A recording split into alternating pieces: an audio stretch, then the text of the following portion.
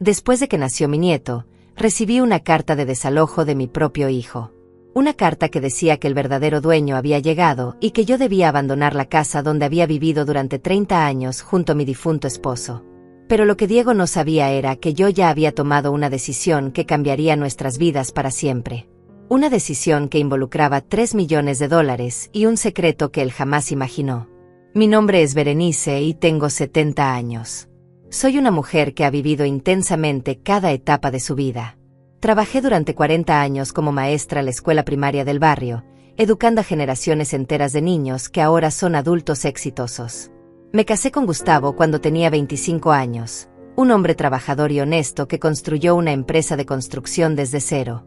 Juntos criamos a Diego, nuestro único hijo, con amor, disciplina y valores sólidos.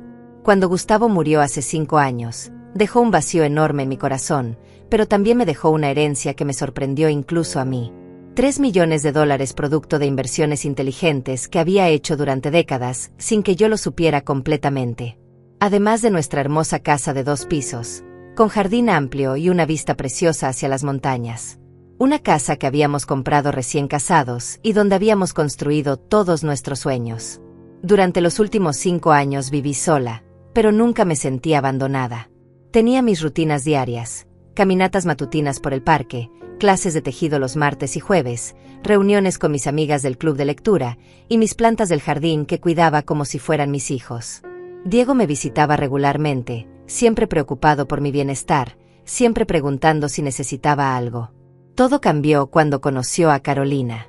Era una enfermera joven, de 35 años, con cabello castaño largo y una sonrisa que parecía perfecta. Al principio me cayó bien. Era educada, conversaba conmigo sobre sus pacientes en el hospital, y parecía hacer feliz a mi hijo. Diego se transformó cuando la conoció. Sonreía más, hablaba con entusiasmo sobre el futuro, y por primera vez en años lo vi realmente enamorado. Se casaron en una ceremonia pequeña pero hermosa en el jardín de mi casa. Yo misma preparé gran parte de la comida, ayudé con las decoraciones y me sentí la mujer más orgullosa del mundo viendo a mi hijo intercambiar votos con la mujer que amaba. Carolina llevaba un vestido color crema precioso, y Diego no podía dejar de mirarla como si fuera la única mujer en el mundo. Cuando Carolina quedó embarazada, la felicidad se multiplicó. Yo había esperado ser abuela durante tantos años que la noticia me llenó de una alegría indescriptible. Inmediatamente comencé a tejer pequeñas ropitas, a imaginar cómo sería enseñarle a caminar en el jardín, a leerle cuentos en las tardes. Fue entonces cuando Diego y Carolina me propusieron mudarse conmigo durante el embarazo.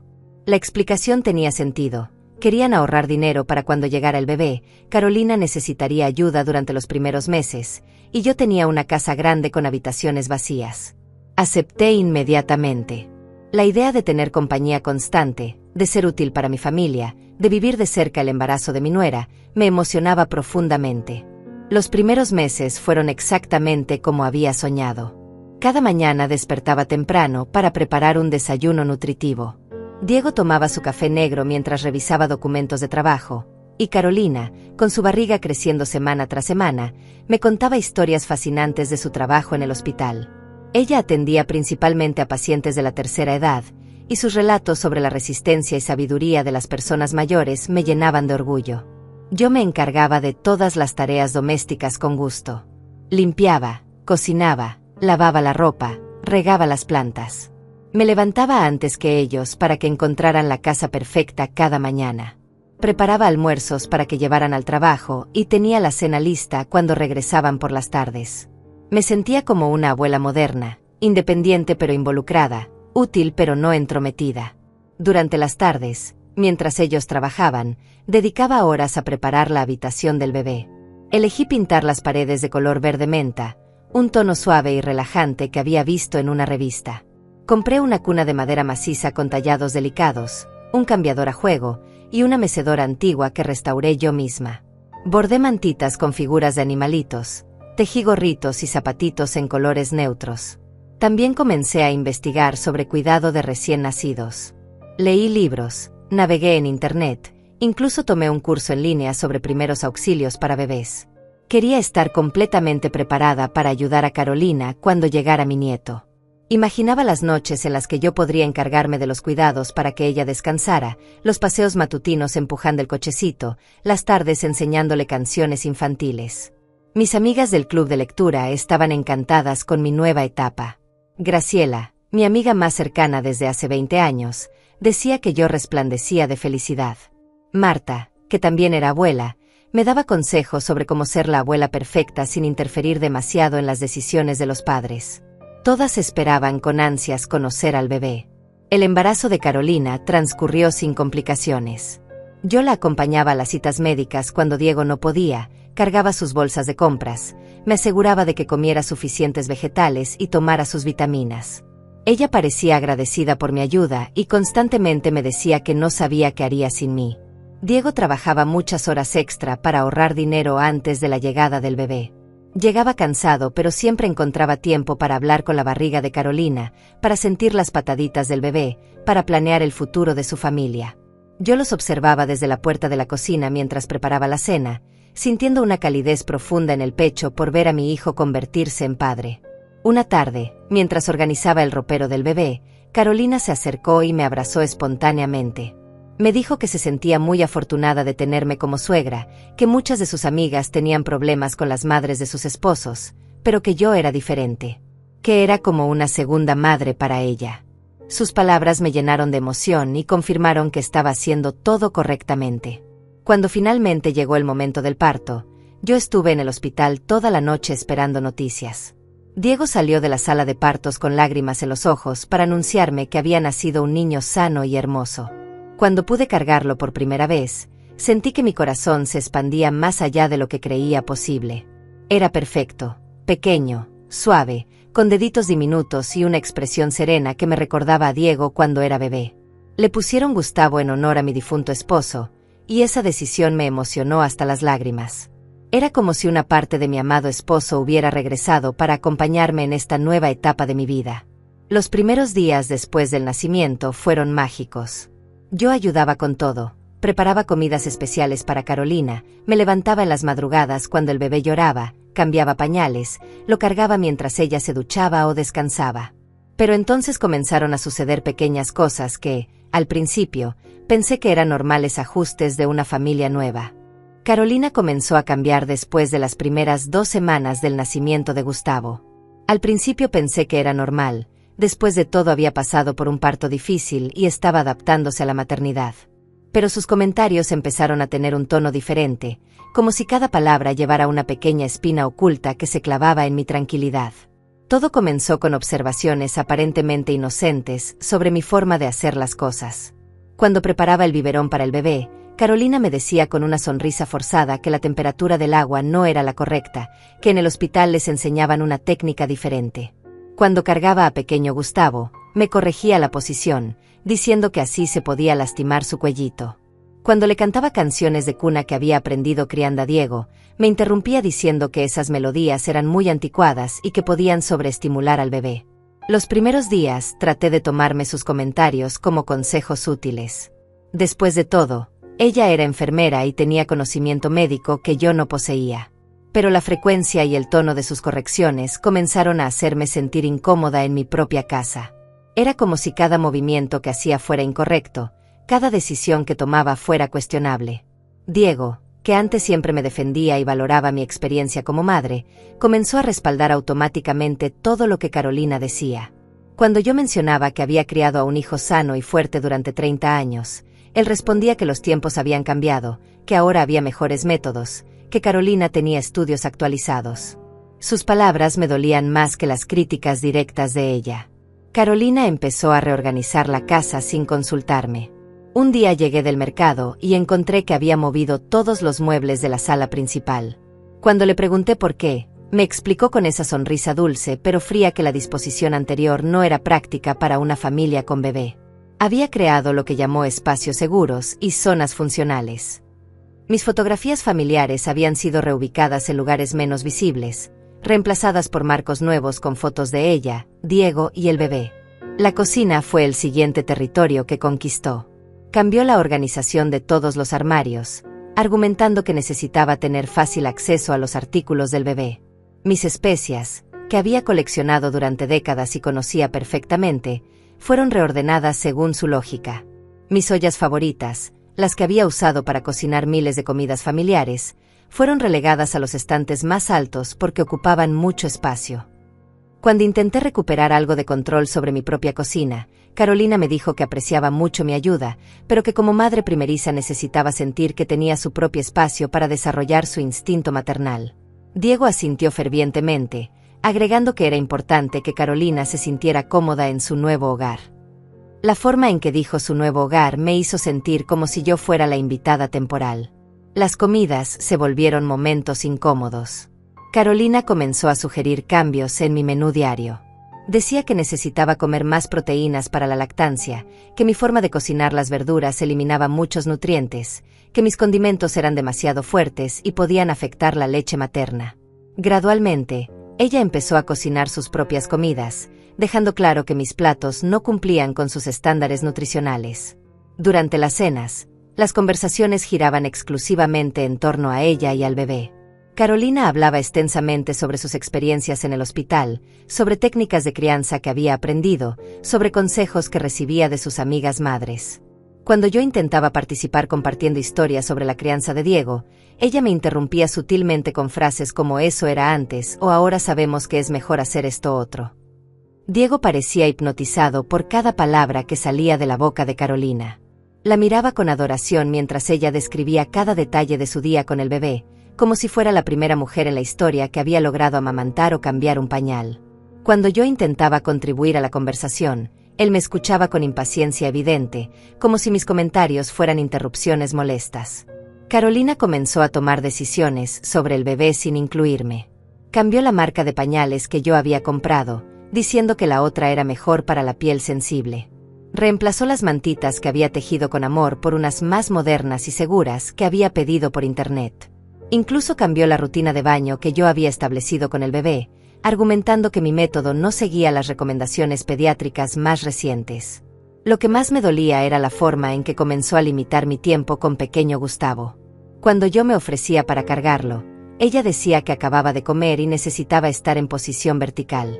Cuando quería alimentarlo con el biberón, me explicaba que estaba tratando de establecer una rutina de lactancia exclusiva. Cuando intentaba cambiarle el pañal, me recordaba que los recién nacidos necesitaban consistencia en sus cuidadores principales. Mis amigas del club de lectura comenzaron a notar cambios en mi comportamiento. Graciela me preguntó por qué ya no hablaba con el mismo entusiasmo sobre mi nieto. Marta observó que me veía más cansada y menos animada durante nuestras reuniones.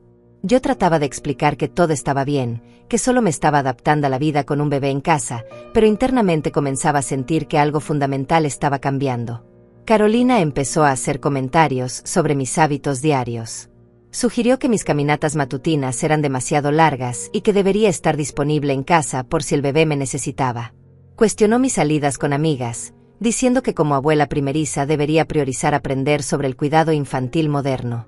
Incluso criticó mi forma de vestirme, comentando que los colores brillantes que me gustaban podían ser demasiado estimulantes para un recién nacido. Diego respaldaba cada una de estas observaciones. Cuando yo expresaba que me sentía limitada en mis actividades normales, él me decía que ser abuela requería sacrificios, que Carolina tenía razón en priorizar el bienestar del bebé. Cuando intentaba explicar que había criado exitosamente a un hijo, él respondía que cada generación aprendía de los errores de la anterior. Las noches se volvieron especialmente difíciles. Carolina estableció que solo ella y Diego se levantarían para atender al bebé durante la madrugada. Cuando yo me ofrecía para ayudar, me decían que necesitaban crear vínculos familiares fuertes sin interferencias externas. Yo me quedaba despierta en mi habitación, escuchando los llantos del bebé y sintiéndome completamente inútil, como si mi experiencia y mi amor no tuvieran valor. Una tarde, mientras Carolina hablaba por teléfono con alguien, escuché fragmentos de su conversación que me helaron la sangre. Hablaba sobre la situación con la suegra, sobre cómo necesitaba establecer límites claros y sobre planes para el futuro. Su voz sonaba calculadora, fría, completamente diferente al tono dulce que usaba conmigo cara a cara. Esa noche, durante la cena, Carolina anunció que había estado investigando sobre guarderías para cuando ella regresara al trabajo. Dijo que era importante que Gustavo se sociabilizara con otros niños desde pequeño y que las abuelas, aunque bien intencionadas, a menudo sobreprotegían a los bebés. Diego asintió entusiasmado, agregando que sería mejor para el desarrollo del niño tener cuidadores profesionales capacitados. Me di cuenta de que estaba siendo sistemáticamente excluida de la vida de mi propio nieto. Cada día perdía un poco más de territorio en mi propia casa, un poco más de voz en las decisiones familiares, un poco más de relevancia en la vida de las personas que más amaba. La casa ya no era mía. Cada rincón había sido reclamado por Carolina con una precisión que ahora entendía que había sido calculada desde el principio.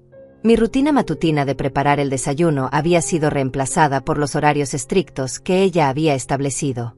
Ya no me levantaba temprano con propósito, sino que esperaba en mi habitación hasta escuchar que ellos habían terminado de desayunar para poder bajar y prepararme algo simple, generalmente en silencio.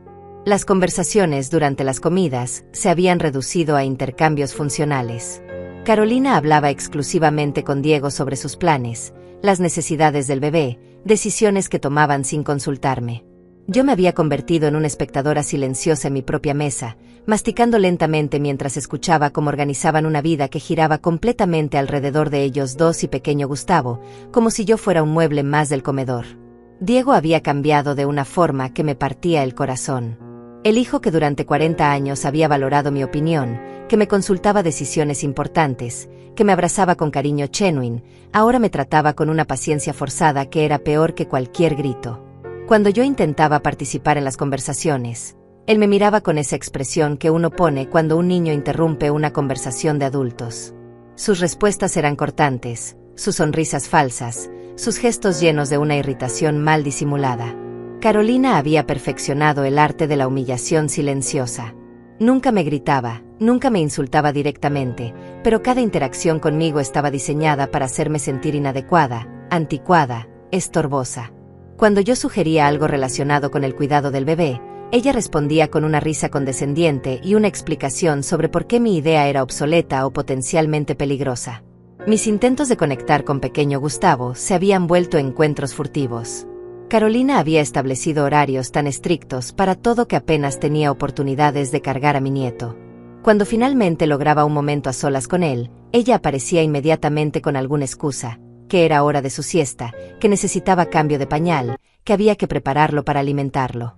Era como si tuviera un radar especial para detectar cualquier momento de intimidad entre el bebé y yo. Las tardes se habían convertido en largas extensiones de soledad. Mientras Carolina y Diego trabajaban, yo vagaba por la casa como un fantasma. Mis plantas del jardín, que antes cuidaba con tanto amor, ahora parecían marchitarse bajo mi atención distraída. No lograba concentrarme en nada. Mis libros permanecían cerrados, mis tejidos abandonados, mis programas de televisión favoritos no conseguían captar mi atención. Había dejado de ir a mis reuniones del club de lectura. La última vez que fui, Graciela me preguntó directamente qué me pasaba. Yo traté de explicar que todo estaba bien, que solo estaba cansada por ayudar con el bebé, pero mis palabras sonaban huecas incluso para mí. Marta me observaba con preocupación genuina, pero yo no sabía cómo explicar que me sentía como una extraña en mi propia vida sin sonar ridícula o malagradecida. Carolina había comenzado a hacer comentarios sobre los gastos de la casa. Mencionaba casualmente lo caro que era mantener una casa tan grande, lo mucho que costaba la calefacción, lo innecesarias que eran ciertas comodidades para una sola persona. Cuando yo recordaba que la casa era mía, ella respondía con esa sonrisa helada diciendo que por supuesto, pero que como familia moderna deberían contribuir a optimizar los recursos. Diego había empezado a revisar mis finanzas. Decía que como contador, podía ayudarme a organizar mejor mis gastos, a hacer inversiones más inteligentes con la herencia de su padre. Yo había mantenido siempre mis asuntos financieros en orden, pero él insistía en que necesitaba modernizar mi forma de manejar el dinero. Sus preguntas sobre mis cuentas bancarias, mis inversiones, mis ahorros, se habían vuelto constantes y cada vez más insistentes. Una noche, durante una de esas cenas silenciosas que se habían vuelto rutinarias, Carolina anunció que había invitado a su madre a venir de visita por una semana. Dijo que necesitaba ayuda adicional con el bebé y que su madre tenía mucha experiencia con recién nacidos.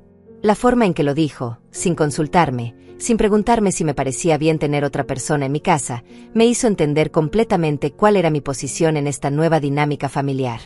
Cuando llegó la madre de Carolina, Una mujer de 60 años llamada Marta con una sonrisa tan falsa como la de su hija. Mi proceso de invisibilización se completó. Ahora eran 3 personas tomando decisiones sobre mi casa, mi rutina, mi vida. Marta elogiaba constantemente la forma en que Carolina había organizado la casa, como si yo nunca hubiera existido. Hablaba sobre lo afortunada que era Diego de tener una esposa tan capaz y moderna.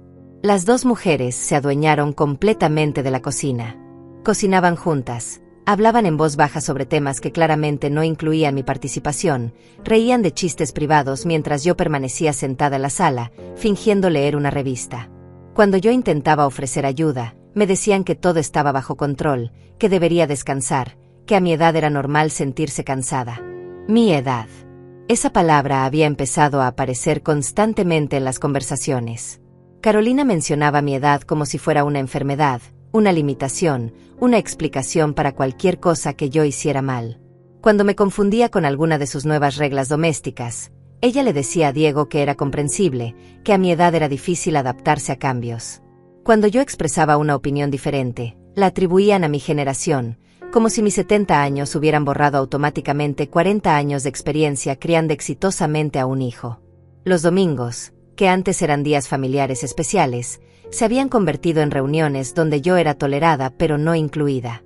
Diego, Carolina, el bebé y ahora también Marta formaban un círculo cerrado de conversación y actividades. Yo me sentaba en mi propia sala, en mi propia casa, sintiéndome como una invitada no deseada que había quedado más tiempo del apropiado. Las noches eran lo peor. Me acostaba escuchando risas y conversaciones que llegaban desde otras habitaciones, sintiendo una soledad más profunda de la que había experimentado incluso después de la muerte de mi esposo.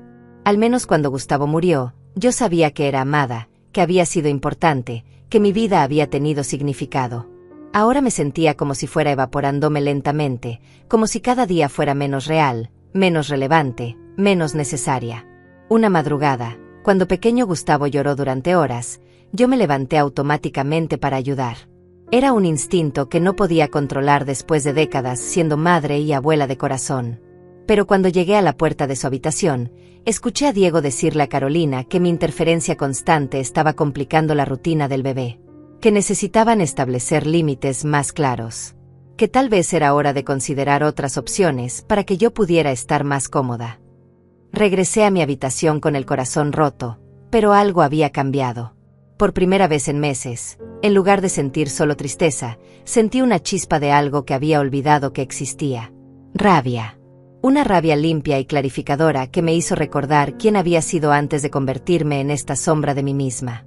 Al día siguiente, mientras ellos trabajaban y Marta había salido de compras, me senté en mi escritorio y tomé una decisión que cambiaría todo. Saqué el teléfono y marqué un número que tenía guardado desde hacía meses. Era momento de hacer esa llamada que había estado posponiendo, pero que ahora se había vuelto inevitable. La llamada que hice esa mañana fue a Martín, un abogado amigo de mi difunto esposo que había manejado algunos de nuestros asuntos legales durante años. Le expliqué mi situación de manera general, sin entrar en detalles familiares, pero dejando claro que necesitaba asesoría sobre mis bienes y opciones legales. Su voz al otro lado del teléfono sonaba preocupada cuando me preguntó si me encontraba bien. Le aseguré que sí, pero que necesitaba explorar ciertas posibilidades que antes no había considerado. Martín me citó en su oficina para el día siguiente. Esa noche, durante la cena, inventé que tenía una cita médica rutinaria. Carolina inmediatamente se ofreció a acompañarme, diciendo que a mi edad era peligroso ir sola a consultas médicas. Diego respaldó su sugerencia, agregando que yo había estado muy distraída últimamente y que sería mejor que tuviera supervisión. Rechacé su oferta con una firmeza que lo sorprendió a ambos, explicando que era solo un chequeo simple y que prefería mantener mi independencia en temas de salud. La reunión con Martín fue reveladora y dolorosa al mismo tiempo. Cuando le conté toda la historia, desde el embarazo de Carolina hasta la situación actual, él me escuchó con la atención seria de un profesional experimentado. Me explicó mis derechos como propietaria de la casa, las opciones legales que tenía para proteger mis bienes, y algo que no esperaba. Me contó sobre una familia que había conocido recientemente que buscaba a alguien para cuidar de una abuela mayor mientras ellos viajaban por trabajo durante 6 meses. La familia vivía en Costa Rica, un país que siempre había querido conocer. La señora que necesitaba cuidado se llamaba Graciela, tenía 85 años, Y según Martín, era una mujer encantadora con una mente brillante, pero que necesitaba compañía y asistencia básica debido a su fragilidad física. Sus nietos, una pareja joven de profesionales, necesitaban viajar por compromisos laborales y buscaban a alguien responsable, cariñosa y experimentada que pudiera quedarse con ella. Cuando Martín me describió la oportunidad, algo en mi pecho se agitó de una forma que no había sentido en meses. No era solo la posibilidad de escapar de mi situación actual, era la oportunidad de sentirme útil nuevamente, de ser valorada por mi experiencia en lugar de ser tratada como un estorbo. La familia ofrecía un salario generoso, alojamiento cómodo en una casa hermosa cerca de la playa, y la oportunidad de conocer un lugar nuevo mientras hacía algo significativo. Martín también me ayudó con algo que había estado considerando desde hacía semanas: la transferencia discreta de mis bienes a una cuenta internacional. Me explicó que como propietaria legítima de la herencia de mi esposo, tenía todo el derecho de mover mi dinero donde considerara más seguro. Establecimos un plan para transferir gradualmente los $3 millones a una cuenta en Suiza, donde estarían protegidos y disponibles solo para mí. Durante los siguientes días, comencé a hacer los preparativos en secreto. Martín se encargó de todos los trámites legales y financieros, mientras yo me concentraba en la parte emocional de la decisión. Era aterrador pensar en dejar mi casa, mi país, mi vida conocida, pero también era emocionante imaginar la posibilidad de redescubrirme a los 70 años en un lugar nuevo. La oportunidad tenía un plazo límite. La familia necesitaba una respuesta en 2 semanas porque su viaje de trabajo comenzaría a principios del mes siguiente. Eso me daba tiempo suficiente para organizar todo, pero también creaba una presión que hacía que cada día en casa fuera más difícil de soportar. Carolina y Diego notaron que algo había cambiado en mi comportamiento, pero lo interpretaron de manera completamente equivocada. Carolina le comentó a su madre que yo parecía más animada últimamente, y Marta respondió que probablemente era porque finalmente estaba aceptando mi nuevo rol en la familia. Diego mencionó que me veía menos deprimida, lo cual interpretó como una señal de que sus decisiones sobre la organización familiar habían sido correctas. Una tarde, mientras Carolina daba de comer al bebé y Diego revisaba documentos de trabajo en la mesa del comedor, reuní el valor para plantear el tema de manera indirecta. Les conté que había estado pensando en la posibilidad de viajar, tal vez visitar algunos lugares que siempre había querido conocer ahora que tenía tiempo libre. La reacción fue inmediata y reveladora. Carolina levantó la vista del bebé con una expresión de alarma genuina. Me preguntó si me sentía bien, si no creía que a mi edad los viajes largos eran peligrosos y estresantes. Diego cerró sus documentos y me miró como si acabara de anunciar que quería unirme al circo.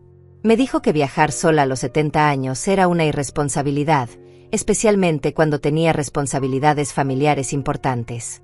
Cuando mencioné que podría ser una oportunidad de trabajo, de cuidar a otra persona que necesitara compañía, ambos intercambiaron una mirada que conocía demasiado bien. Era la misma mirada que habían compartido cientos de veces durante los últimos meses, esa comunicación silenciosa que excluía completamente mi participación en las decisiones importantes.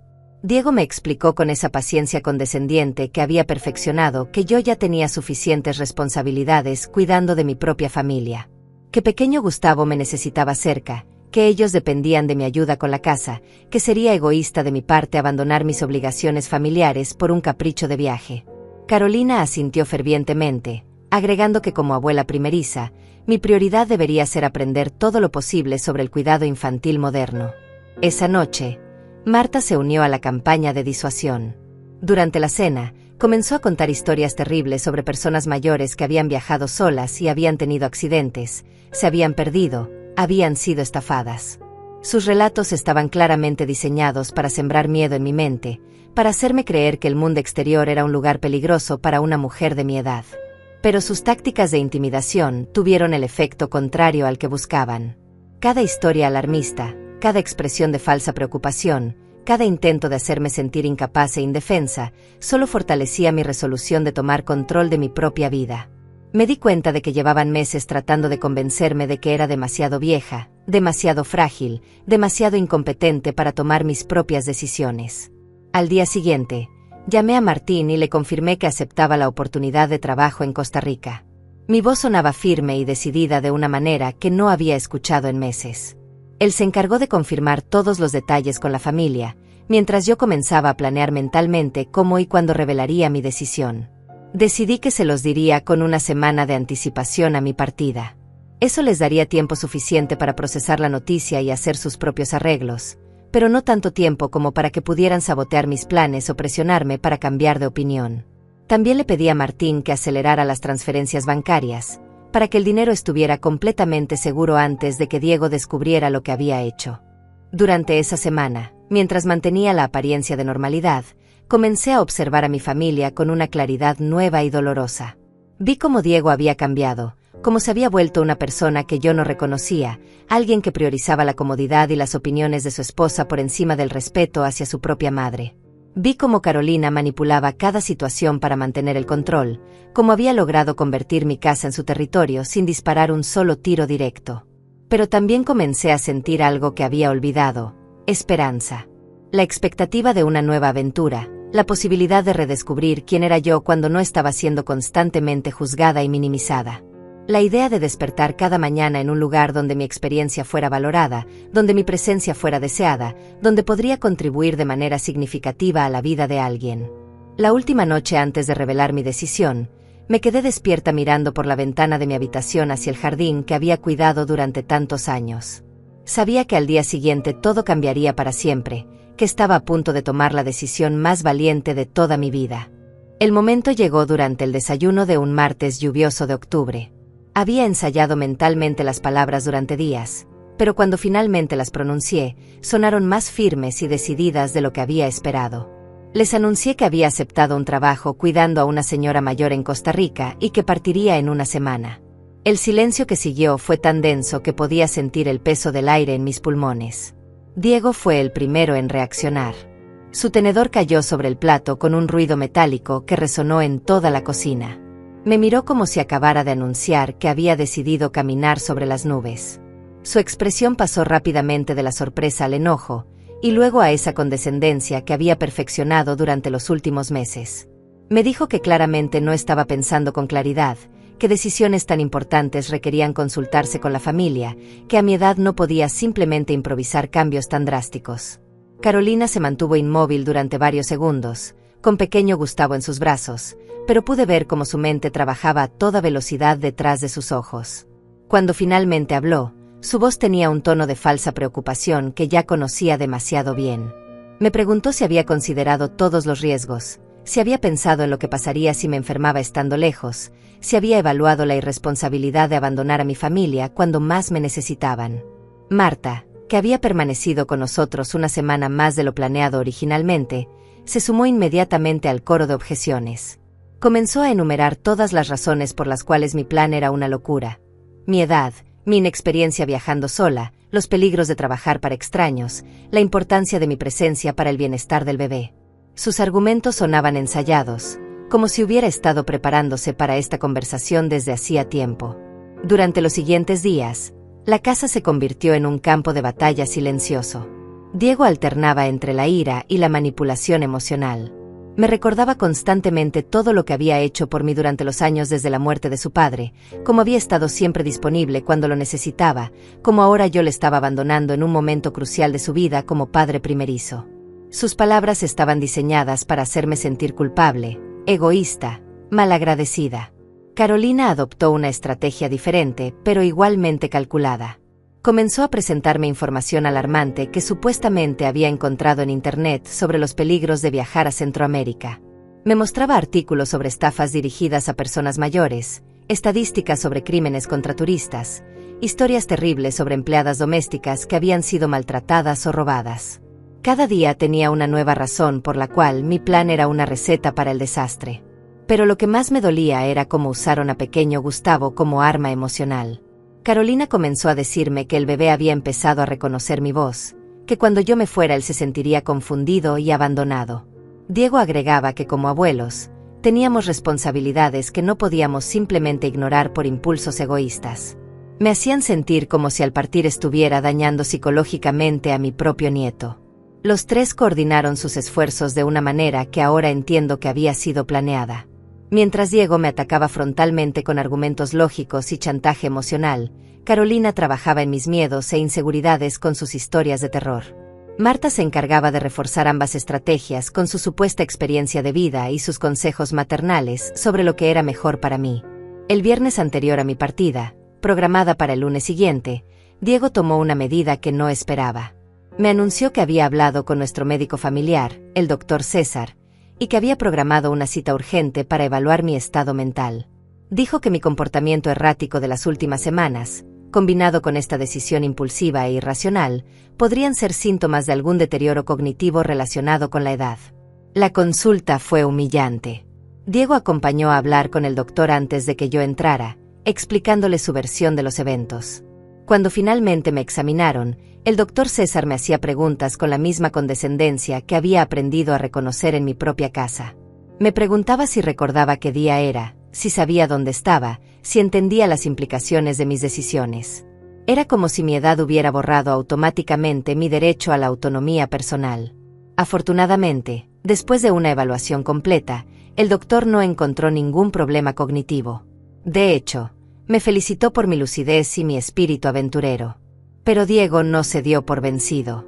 Esa tarde me dijo que había consultado con abogados sobre la posibilidad de obtener una tutela temporal si yo insistía en tomar decisiones que ponían en riesgo mi seguridad y bienestar. El sábado por la noche, 2 días antes de mi partida, pensé que finalmente habían aceptado mi decisión. Diego me dijo que aunque no estaban de acuerdo, respetarían mi elección.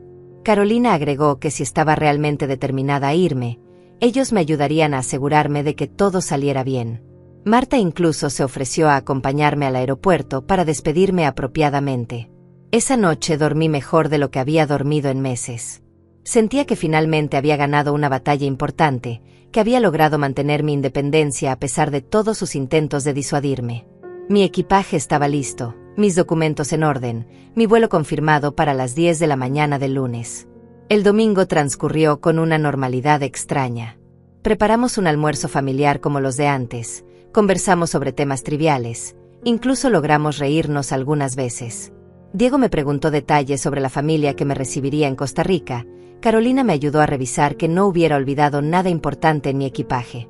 Por primera vez en meses, me sentí como si fuéramos una familia real nuevamente.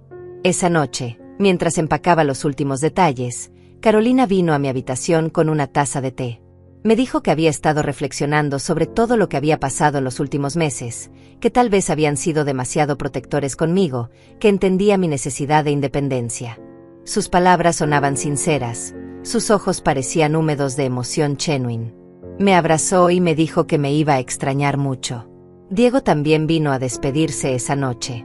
Se sentó en el borde de mi cama como solía hacer cuando era niño y tenía pesadillas. Me pidió perdón si había sido demasiado insistente con sus objeciones. Me dijo que solo quería protegerme porque me amaba. Me prometió que vendría a visitarme a Costa Rica en unos meses, que mantendríamos contacto constante, que cuando regresara todo sería diferente entre nosotros. El lunes por la mañana me desperté llena de una emoción que no había sentido en décadas. Era el día de mi nueva aventura, el comienzo de una vida que sería completamente mía. Me vestí con cuidado. Elegí mi vestido rojo favorito porque me hacía sentir fuerte y vibrante. Bajé a desayunar esperando encontrar a mi familia lista para acompañarme al aeropuerto. Pero la casa estaba vacía. Encontré una nota sobre la mesa de la cocina. Diego escribía que había surgido una emergencia en el trabajo que requería su atención inmediata. Carolina había agregado unas líneas explicando que el bebé había amanecido con fiebre y que no podía dejarlo para ir al aeropuerto. Marta había añadido que sentía mucho no poder despedirme, pero que tenía que acompañar a Carolina con el bebé al pediatra. La nota terminaba con una promesa de que me llamarían en cuanto pudieran, que lamentaban muchísimo no poder acompañarme, que me deseaban lo mejor en mi nueva aventura. Pero sus palabras en papel sonaban tan huecas como sus promesas de la noche anterior habían resultado ser. Me quedé parada en mi cocina, vestida para viajar, con mi equipaje junto a la puerta, y una sensación de abandono tan profunda que por un momento consideré cancelar todo. Habían logrado que mi momento de triunfo se sintiera como una derrota, que mi acto de valentía pareciera una huida cobarde. Pero entonces recordé todo lo que había soportado durante los últimos meses, toda la humillación silenciosa, toda la pérdida gradual de mi identidad y mi dignidad. Tomé mi teléfono, llamé un taxi, y esperé junto a la ventana con mi equipaje a que llegara mi transporte hacia la libertad. El taxi llegó exactamente a las 8 de la mañana. El conductor, un hombre mayor llamado Jorge, me ayudó con el equipaje y notó inmediatamente que algo no estaba bien. Durante el camino al aeropuerto me preguntó gentilmente si me encontraba bien, si había alguien esperándome del otro lado. Su amabilidad genuina contrastaba tan fuertemente con la frialdad que había experimentado esa mañana que casi me hizo llorar. Le conté brevemente que viajaba sola hacia una nueva aventura, y él me sonrió por el espejo retrovisor diciéndome que admiraba mi valentía. El vuelo hacia Costa Rica fue mi primer momento de verdadera paz en meses. Mientras el avión se elevaba sobre las nubes, sentí como si estuviera dejando atrás no solo un país, sino una versión de mí misma que había permitido ser maltratada y disminuida. Miré por la ventanilla las montañas que se hacían cada vez más pequeñas y me prometí que la mujer que aterrizara en San José sería diferente a la que había subido al avión. La familia que me recibió superó todas mis expectativas. Los nietos de Graciela, Martín y Carolina, me esperaban en el aeropuerto con un cartel que decía Bienvenida Berenice decorado con flores tropicales. Eran una pareja joven y cariñosa que inmediatamente me hizo sentir valorada y esperada. Durante el trayecto hacia la casa me explicaron todo sobre su abuela, sobre la rutina diaria, sobre el vecindario, pero lo más importante era la forma en que hablaban de mí, como si fuera la solución perfecta a sus necesidades, como si mi experiencia y mi presencia fueran un regalo. La casa estaba ubicada en un pequeño pueblo costero llamado Manuel Antonio, a solo 20 minutos de la playa. Era una construcción de madera pintada de colores vibrantes, rodeada de jardines tropicales que desbordaban flores que nunca había visto. Desde la terraza se podía ver el océano Pacífico extendiéndose hasta el horizonte, y el sonido constante de las olas se convirtió inmediatamente en la banda sonora de mi nueva vida. Graciela resultó ser una mujer extraordinaria. A sus 85 años mantenía una mente brillante y un sentido del humor que me hacía reír todos los días. Había sido profesora de literatura durante 50 años, hablaba 3 idiomas, y tenía una biblioteca personal que era como un tesoro. Necesitaba ayuda con tareas físicas básicas como bañarse, vestirse y moverse por la casa, pero mentalmente era más aguda que muchas personas de la mitad de su edad. Mi rutina diaria se estableció naturalmente durante la primera semana. Me levantaba temprano para preparar el desayuno de Graciela, quien prefería comer frutas tropicales frescas con yogurt casero. Después la ayudaba con su baño matutino, un proceso que habíamos convertido en un momento de conversación alegre donde ella me contaba historias de su juventud mientras yo la asistía con paciencia y respeto. Las mañanas las dedicábamos a leer juntas. Graciela me había pedido que leyéramos en voz alta clásicos de la literatura latinoamericana que yo nunca había explorado. Su pasión por las palabras era contagiosa, y pronto me encontré disfrutando de autores como Gabriel García Márquez y Isabel Allende de una manera que nunca había experimentado. Ella explicaba contextos históricos, analizaba simbolismos, y me hacía preguntas que desafiaban mi comprensión y expandían mi perspectiva. Por las tardes, después de su siesta, salíamos al jardín donde ella me enseñaba sobre las plantas tropicales. A pesar de su fragilidad física, conocía cada flor, cada árbol, cada hierba medicinal que crecía en su propiedad. Bajo su guía, comencé a cuidar un pequeño huerto de hierbas aromáticas que se convirtió en mi proyecto personal favorito. Trabajar con mis manos en la tierra rica y húmeda de Costa Rica me conectaba con una parte de mí misma que había olvidado que existía. Los vecinos del pueblo me adoptaron rápidamente. Doña Marta, que vivía en la casa de al lado, me invitó a acompañarla al mercado local durante mi segunda semana. Descubrí frutas que nunca había probado, especias que despertaban mis sentidos, y una forma de vida más relajada y comunitaria que contrastaba dramáticamente con la tensión constante que había vivido en mi propia casa. En el mercado conocí a otras mujeres de mi edad que se habían mudado a Costa Rica después de jubilarse. Había una americana llamada Grace que había llegado 5 años antes después de divorciarse, una canadiense llamada Margaret que había vendido todo para seguir su sueño de vivir cerca del océano, y varias locales que me recibieron con la calidez característica de los costarricenses. Estas nuevas amigas me introdujeron a actividades que nunca había considerado. Grace me convenció de acompañarla a clases de yoga en la playa los martes y jueves. Al principio me sentía ridícula tratando de mantener poses complicadas con mi cuerpo de 70 años, pero gradualmente comencé a sentirme más fuerte y flexible. Margaret me llevó a clases de español avanzado los lunes y miércoles, donde conocí a otros expatriados que habían encontrado una nueva vida en este país tropical. Pero el cambio más significativo lo experimenté en mi relación conmigo misma. Por primera vez en décadas, nadie cuestionaba mis decisiones, nadie criticaba mi forma de hacer las cosas, nadie me hacía sentir incompetente o estorbosa. Graciela valoraba mi experiencia, confiaba en mi criterio, y me trataba como a una igual a pesar de la diferencia de edad. Sus nietos me llamaban regularmente para agradecerme y preguntarme cómo estaba, tratándome como a un miembro valioso de su familia. Después de 6 semanas en Costa Rica, me di cuenta de que había comenzado a cambiar físicamente también. Mi postura era más erguida, mi paso más firme, mi sonrisa más genuina. Había empezado a usar colores más vibrantes en mi ropa, inspirada por la exuberancia tropical que me rodeaba. Dejé que mi cabello creciera un poco más largo y comencé a usar menos maquillaje, sintiendo que mi rostro natural reflejaba mejor la mujer que estaba redescubriendo. Una tarde, mientras Graciela dormía su siesta, decidí caminar sola hasta la playa. Era la primera vez que me aventuraba tan lejos sin compañía, y la sensación de independencia absoluta era embriagadora. Me senté en la arena tibia y miré el océano infinito, sintiendo una paz profunda que no había experimentado en años. En ese momento entendí que había recuperado algo más valioso que la tranquilidad. Había recuperado mi identidad. Fue durante esa misma caminata que conocí a Gustavo. Era un hombre de 75 años, viudo desde hace 3 años, que había venido a Costa Rica desde Argentina para visitar a su hija que trabajaba en el sector turístico.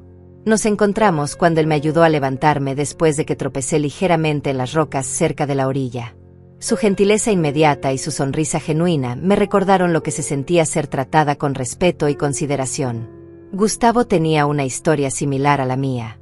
Sus hijos adultos habían comenzado a tratarlo como si fuera incapaz de tomar sus propias decisiones después de la muerte de su esposa. Habían insistido en que vendiera su casa y se mudara a un apartamento más pequeño cerca de ellos, habían tomado control de sus finanzas, y gradualmente habían comenzado a hacerlo sentir como una carga en lugar de como el patriarca de la familia que había sido durante décadas. Nuestras conversaciones durante esas primeras semanas fueron una revelación. Por primera vez en meses pude hablar con alguien que entendía exactamente lo que había vivido, alguien que no me juzgaba por haber tomado la decisión de alejarme de mi familia. Gustavo me escuchaba con atención genuina, validaba mis sentimientos, y compartía sus propias experiencias de una manera que me hacía sentir menos sola en mi dolor. Comenzamos a encontrarnos regularmente para caminar por la playa durante las tardes. Nuestras conversaciones evolucionaron gradualmente desde nuestras experiencias pasadas hacia nuestros sueños y planes para el futuro. Gustavo tenía una perspectiva sobre la vida que me inspiraba. Creía firmemente que los años después de los 70 podían ser los más libres y auténticos de toda nuestra existencia, siempre que tuviéramos el valor de reclamar nuestra autonomía. Después de 3 meses en Costa Rica, me di cuenta de que había comenzado a pensar en términos de mi nueva vida en lugar de mi vida temporal aquí. La transformación había sido tan gradual que apenas la había notado, pero cuando me miraba en el espejo veía a una mujer completamente diferente a la que había subido al avión meses atrás. Las primeras llamadas de Diego llegaron exactamente 4 meses después de mi partida. Durante todo ese tiempo, el silencio desde casa había sido absoluto. Ni una sola llamada, ni un mensaje, ni siquiera una pregunta sobre cómo estaba o si había llegado bien a Costa Rica. Ese silencio me había dolido inicialmente, pero gradualmente se había convertido en una confirmación de que había tomado la decisión correcta. Ahora, mientras mi teléfono sonaba insistentemente una mañana de febrero, supe inmediatamente que algo había cambiado en su situación. La voz de Diego sonaba diferente cuando finalmente contesté. Había perdido esa seguridad arrogante que había desarrollado durante los últimos meses que vivimos juntos. Sonaba nervioso, casi suplicante, cuando me preguntó cómo estaba y si me encontraba bien. Me contó que habían estado muy preocupados por mí, que habían respetado mi espacio porque pensaron que necesitaba tiempo para adaptarme a mi nueva situación, pero que ahora se daban cuenta de que habían cometido un error al dejarme sola tanto tiempo. Le respondí con una calma que me sorprendió incluso a mí. Le conté brevemente sobre mi trabajo con Graciela, sobre la hermosa casa donde vivía, sobre las nuevas amistades que había formado. Mantuve mi tono amigable pero distante, como si estuviera hablando con un conocido lejano en lugar de con mi hijo. Cuando me preguntó cuándo pensaba regresar a casa, le expliqué que mi contrato inicial había sido extendido indefinidamente porque la familia estaba muy satisfecha con mi trabajo. Diego no esperaba esa respuesta. Su voz se quebró ligeramente cuando me dijo que pequeño Gustavo me extrañaba mucho, que había comenzado a preguntar por mí, que necesitaba a su abuela en su vida. Esas palabras estaban claramente diseñadas para activar mi culpa maternal, pero yo había aprendido a reconocer la manipulación emocional. Le respondí que me alegraba saber que el bebé estaba bien, pero que los niños de esa edad se adaptaban rápidamente y que estaba segura de que él tendría muchas figuras amorosas en su vida. La conversación se volvió más tensa cuando Diego comenzó a hacer preguntas sobre mis finanzas. Quería saber si necesitaba dinero, si había tenido que tocar mis ahorros para costear mi estadía en Costa Rica, si había considerado las implicaciones a largo plazo de gastar mis recursos en aventuras en lugar de conservarlos para emergencias reales. Sus preguntas sonaban como interrogatorios, y pude detectar una preocupación subyacente que no tenía nada que ver con mi bienestar. Le aseguré que mis finanzas estaban perfectamente en orden, que mi trabajo me proporcionaba todo lo que necesitaba y que había tomado decisiones muy inteligentes sobre el manejo de mis recursos. No mencioné las transferencias bancarias que había hecho antes de partir, pero algo en mi tono debió alertarlo porque sus siguientes preguntas se volvieron más directas y urgentes. Durante las siguientes semanas, las llamadas se intensificaron. Diego comenzó a llamarme 2 o 3 veces por semana, siempre con nuevas estrategias para convencerme de regresar. Un día me contaba que había problemas con el mantenimiento de la casa que solo yo sabía cómo resolver. Otro día mencionaba que había recibido documentos importantes del banco que requerían mi atención inmediata. Carolina también comenzó a participar en las llamadas, con historias elaboradas sobre cómo el bebé había comenzado a llorar inconsolablemente y que solo se calmaba cuando ella le mostraba fotografías mías. Pero la estrategia que más me molestó fue cuando comenzaron a fingir emergencias médicas. Diego me llamó una noche, fingiendo pánico, para decirme que había tenido episodios de presión alta y que el médico había dicho que el estrés de mi ausencia estaba afectando su salud. Carolina agregó que había desarrollado problemas de ansiedad que requerían medicación, y que todo había comenzado después de mi partida. Yo había aprendido a mantener mi compostura durante estas conversaciones.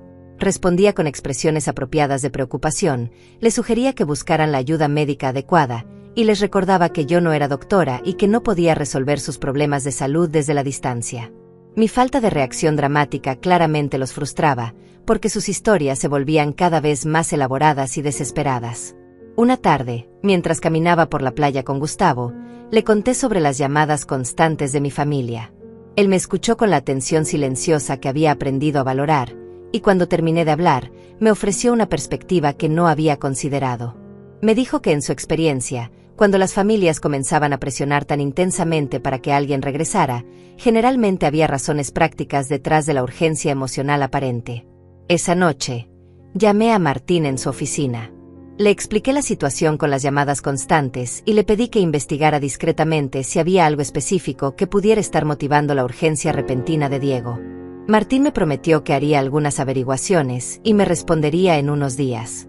Lo que descubrió me confirmó lo que había comenzado a sospechar.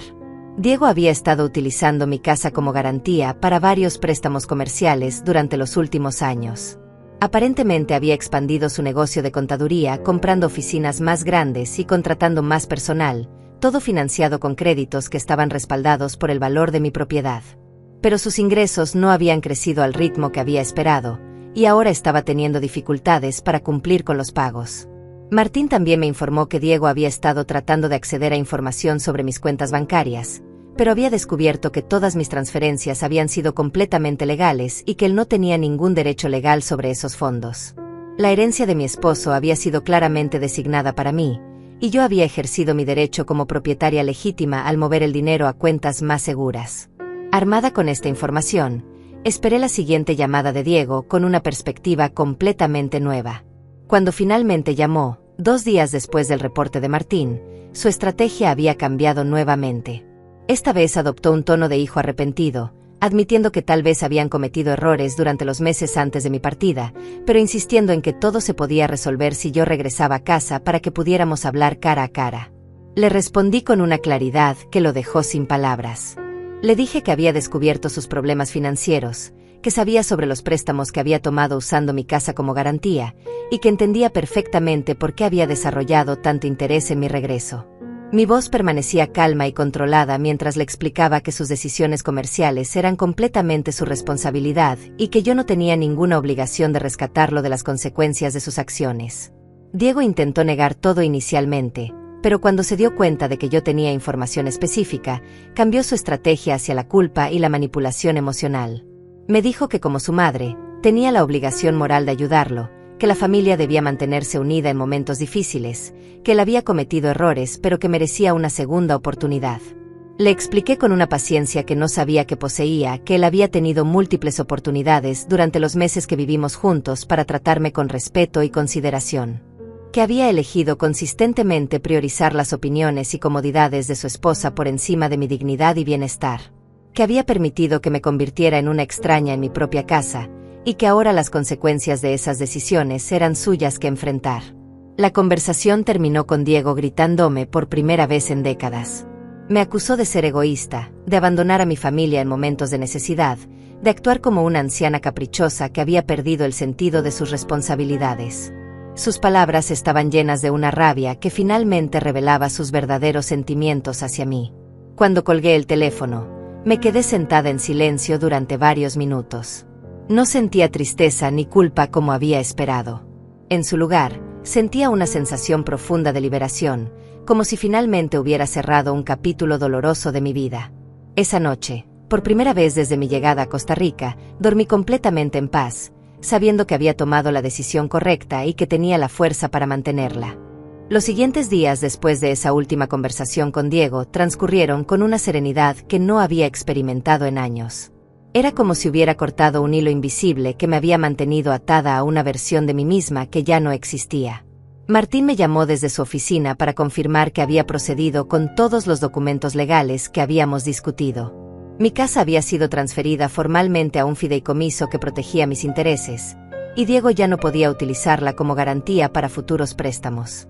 La ironía de la situación no se me escapaba.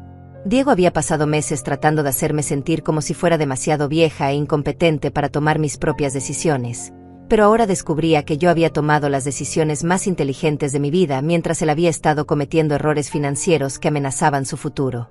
La estudiante había superado al maestro, y el maestro no sabía cómo procesar esa realidad. Martín también me informó que Diego había estado haciendo llamadas desesperadas a su oficina, tratando de obtener información sobre mis transferencias bancarias y mis propiedades. Aparentemente había consultado con otros abogados sobre la posibilidad de impugnar mis decisiones financieras basándose en mi edad, pero todos le habían explicado que yo había actuado completamente dentro de mis derechos legales y que todas las transferencias habían sido ejecutadas mientras estaba en pleno uso de mis facultades mentales. Las llamadas de Diego se volvieron más esporádicas después de esa confrontación telefónica, pero cuando llegaban, el tono había cambiado dramáticamente. Ya no intentaba manipularme con falsas emergencias médicas o chantajes emocionales. En su lugar, había adoptado una frialdad empresarial que me dolía más que sus gritos. Me hablaba como si fuera un cliente difícil con quien tenía que negociar, no como si fuera su madre. Carolina había dejado de participar completamente en las llamadas. Diego mencionaba casualmente que ella estaba demasiado ocupada con el bebé para hablar conmigo, pero yo sospechaba que la realidad era diferente. Probablemente había perdido interés en mantener cualquier relación conmigo una vez que se dio cuenta de que no había nada material que ganar de mi amistad. Su calidez había sido completamente transaccional desde el principio. Una tarde, mientras organizaba algunas fotografías que había tomado durante mis meses en Costa Rica, me di cuenta de que había dejado de extrañar mi vida anterior. Las imágenes de atardeceres en la playa, de paseos con Graciela por el jardín, de cenas con mis nuevas amigas, contaban la historia de una mujer que había redescubierto la alegría de vivir. En contraste, cuando pensaba en mis últimos meses en mi propia casa, los recuerdos estaban teñidos de una tristeza gris que me hacía agradecer estar lejos. Gustavo había extendido su estadía en Costa Rica indefinidamente después de que su hija decidiera establecerse permanentemente en el país. Nuestra amistad había evolucionado hacia algo más profundo durante los últimos meses, una compañía que se basaba en el respeto mutuo y la comprensión compartida. No era un romance de película, sino algo más valioso, una conexión entre dos personas que habían aprendido a valorar la autenticidad por encima de las apariencias. Juntos habíamos comenzado a planificar pequeñas aventuras que ninguno de los dos había imaginado posibles a nuestra edad. Viajes a volcanes cercanos, clases de cocina costarricense, excursiones para observar aves en los parques nacionales. Cada nueva experiencia reforzaba mi convicción de que la vida después de los 70 podía ser tan rica y emocionante como cualquier década anterior, siempre que una tuviera la libertad de elegir cómo vivirla. La familia de Graciela había formalizado mi posición como su cuidadora permanente con un contrato que incluía beneficios de salud, vacaciones pagadas y una pensión para mi futuro. Me trataban como a un miembro valioso de su familia, consultándome sobre decisiones importantes, incluyéndome en celebraciones, y respetando mis opiniones sobre el cuidado de su abuela. Era exactamente lo opuesto a cómo había sido tratada en mi propia casa. 6 meses después de mi llegada a Costa Rica, Martín me envió documentos que requerían mi firma para completar la disolución de algunos vínculos financieros que aún me conectaban con Diego. Aparentemente había tenido que declararse en bancarrota personal después de que sus acreedores descubrieran que ya no tenía acceso a mi propiedad como garantía. Sus planes de expansión comercial habían colapsado, y ahora enfrentaba la posibilidad de perder incluso la oficina pequeña donde había empezado. Cuando firmé esos documentos, sentí una mezcla compleja de emociones. Había algo de tristeza por el hijo que había criado con tanto amor y que había tomado decisiones tan pobres. Pero principalmente sentía alivio de saber que finalmente estaba completamente libre de las consecuencias de sus acciones irresponsables.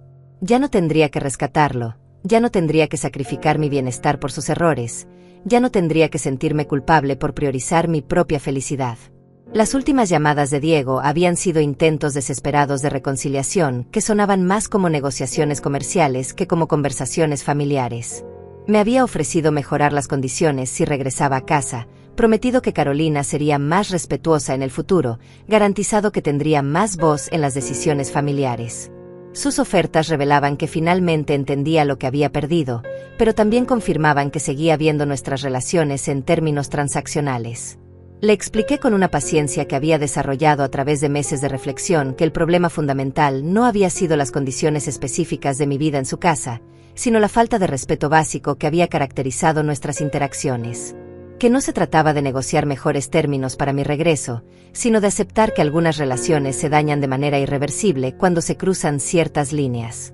Diego parecía genuinamente confundido por mi negativa a considerar su propuesta. Repetía que había admitido sus errores, que estaba dispuesto a hacer cambios, que merecía una oportunidad de enmendar las cosas. Pero yo había aprendido que las disculpas sin comprensión real del daño causado eran simplemente palabras vacías diseñadas para restaurar el status quo anterior.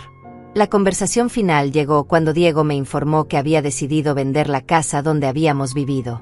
Necesitaba el dinero para pagar sus deudas y empezar de nuevo en un lugar más barato. Me preguntó si quería comprarla de vuelta, ofreciéndome un precio familiar que seguía siendo significativamente más alto que su valor real de mercado. Era su último intento de obtener beneficio económico de nuestra relación rota.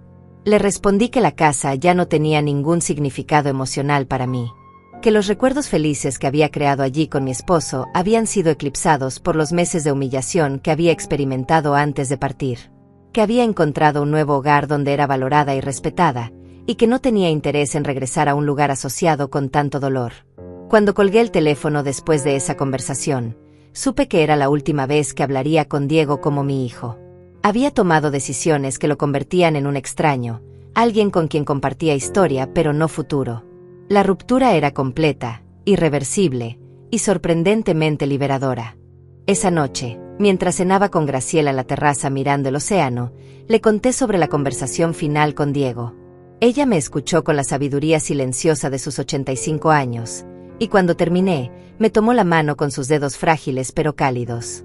Me dijo que había visto muchas familias destruirse por la codicia y la falta de respeto, pero que también había visto mujeres como yo encontrar la fuerza para construir vidas nuevas y más auténticas después de grandes pérdidas. Sus palabras me confirmaron lo que ya sabía en mi corazón: había hecho la elección correcta. No solo había escapado de una situación insostenible, sino que había redescubierto quién era cuando nadie trataba de controlarme o disminuirme. La mujer que había emergido de esa experiencia era más fuerte, más sabia, e infinitamente más feliz que la que había subido al avión meses atrás. 2 años han pasado desde que tomé esa decisión que cambió mi vida para siempre. Mientras escribo estas líneas desde la terraza de mi nueva casa en Costa Rica, una propiedad pequeña pero hermosa que compré cerca del océano con parte de la herencia que logré proteger, puedo decir con absoluta certeza que jamás me he arrepentido de haber subido a ese avión aquella mañana lluviosa. Graciela falleció pacíficamente hace 6 meses, rodeada de amor y cuidados hasta su último suspiro. Su familia me pidió que pronunciara unas palabras en su funeral, reconociendo que durante sus últimos años yo había sido más que una cuidadora. Había sido su compañera, su confidente, su familia elegida. Ese día, mientras hablaba sobre una mujer extraordinaria que me había enseñado que la edad podía ser sinónimo de sabiduría y gracia en lugar de limitación, me di cuenta de que ella también había sido mi salvación. Me había dado propósito cuando más lo necesitaba, me había valorado cuando mi propia familia me había desechado. Gustavo y yo nos casamos en una ceremonia pequeña, pero perfecta en la playa donde nos conocimos. Fue una celebración de segundas oportunidades, de amor maduro, de dos personas que habían aprendido a través del dolor lo que realmente importaba en una relación. No fue el romance apasionado de la juventud, sino algo más profundo, una compañía basada en el respeto mutuo, la comprensión compartida y la determinación de no desperdiciar ni un solo día de la vida que nos quedaba por delante. Nuestras familias respectivas reaccionaron de manera predecible a la noticia de nuestro matrimonio. Los hijos de Gustavo expresaron preocupaciones financieras apenas disfrazadas como inquietudes por su bienestar emocional. Diego me envió un mensaje de texto escueto felicitándome y preguntando si mi nueva situación afectaría las decisiones que había tomado sobre mis propiedades. Ambos habían revelado sus verdaderas prioridades con una claridad que ya no me dolía.